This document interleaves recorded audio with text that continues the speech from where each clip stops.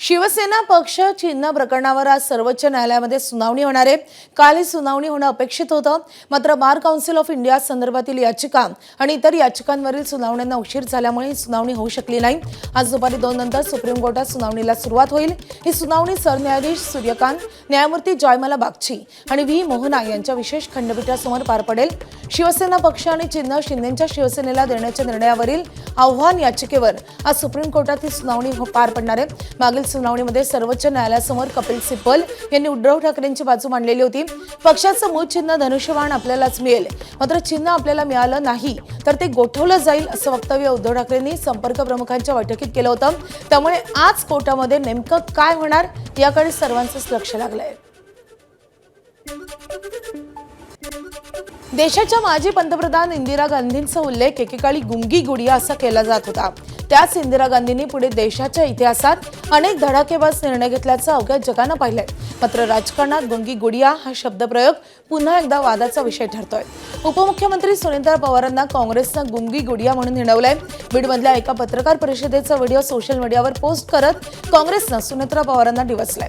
सुनेत्रा पवार अजून किती दिवस गुंगी गुडिया बनून राहतील असा खोचक सवाल काँग्रेसनं उपस्थित केलाय। धनंजय मुंडेंनी सुनेत्रा पवारांना बोलू दिलं नसल्याचा आरोप विरोधक करतायत आणि त्यामुळे सत्ताधारी विरुद्ध विरोधक असा सामना पेटलाय। दरम्यान यावर वेळ आल्यानंतर चोख उत्तर देईल अशा शब्दात सुनेत्रा पवारांनी टीकाकारांना उत्तर दिलंय।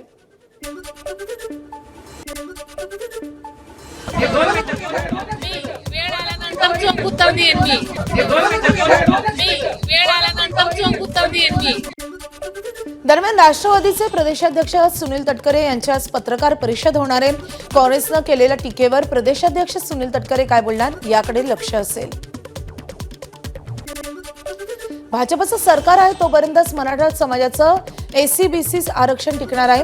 हैदराबाद गॅझेटियर लागू करून आरक्षण मिळणार नाही हे जरांगेंना 2 सप्टेंबरचा GR काढण्यापूर्वी सांगितलं होतं। सरकार आपली फसवणूक करत असल्याचं जरांगेंना सांगितलं होतं। मराठा सेवा संघाचे मुख्य प्रवक्ते डॉक्टर शिवानंद भानुसे यांची मनोज जरांगे यांच्या भूमिकेवर टीका करण्यात आलेली आहे। बुलढाण्यामध्ये पत्रकार परिषद घेऊन त्यांनी सरकार आणि मनोज जरांगेंवर टीका केली आहे।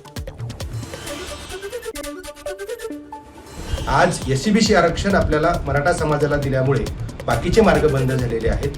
त्यामुळे भाजपचं सरकार आहे तोपर्यंत हे एससीबीसी आरक्षण टिकणार आहे।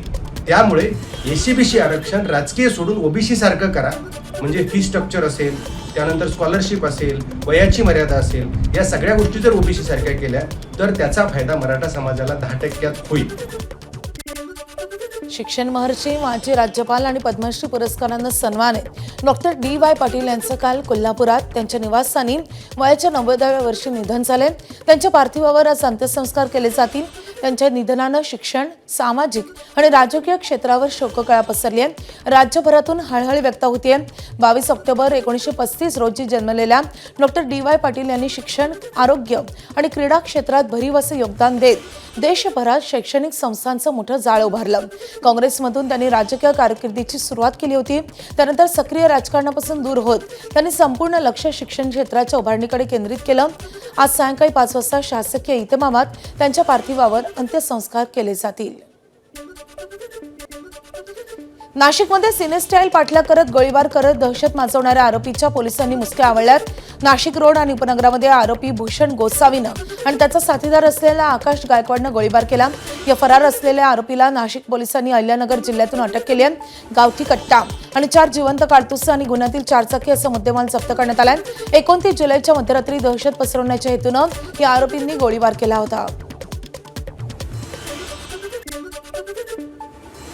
आता जळगावमधून एक गंभीर घटना समोर येते। जळगावातील मण्यारखेडा तलावात लाखो माशांचा मृत्यू झाल्याची घटना घडली आहे। MIDC मधील दूषित पाण्याने या माशांचा मृत्यू झाल्याचं मासेमारी करणाऱ्या ठेकेदारानं म्हटलंय। मासे मृत्यू प्रकारात प्रशासनानं 16 उद्योजकांना कारणे दाखवा नोटीस बजावली आहे। नोटीस बजावण्यात आलेल्या उद्योजकांनी आपल्यावरील आरोप फेटाळून लावलेत। अनुदान मिळवण्यासाठी मासे मारले जात असल्याचा संशय त्यांनी व्यक्त केलाय। या उद्योजकांसोबत बातचीत केली आहे आमचे प्रतिनिधी चंद्रशेखर नेवे यांनी। ह्या मासे वर्षभरात हे सारखे मेले पाहिजे, म्हणजे दर महिन्याला कधीतरी घडलं पाहिजे किंवा 2 महिन्यातून मेले पाहिजे। पण ह्या वर्षभरातून ह्या 2च दिवसात हे मासे मरतात असं घडतं, हे कुठेतरी आम्हाला सहन होत नाही। म्हणजे चुकीचं आहे काहीतरी, ह्याच्यात काहीतरी गडबड असावी। पीओपी मूर्तींवर यंदा तरी बंदी अशक्य. राज्य सरकारनं हायकोर्टात ही भूमिका मांडली आहे. पीओपीच्या मूर्ती तयार आहेत त्यावर बंदी कशी शक्य असेल असं सरकारनं म्हटलंय. पंतप्रधानांच्या मातीच्या मूर्तींचं आवाहन पुढील वर्षी अंमलात आणू असे सरकारनं आश्वस्त केलंय. 14 सप्टेंबरपासून गणेशोत्सव सुरू होतोय आणि या अनुषंगानं सरकारनं आता हायकोर्टात ही माहिती दिली आहे.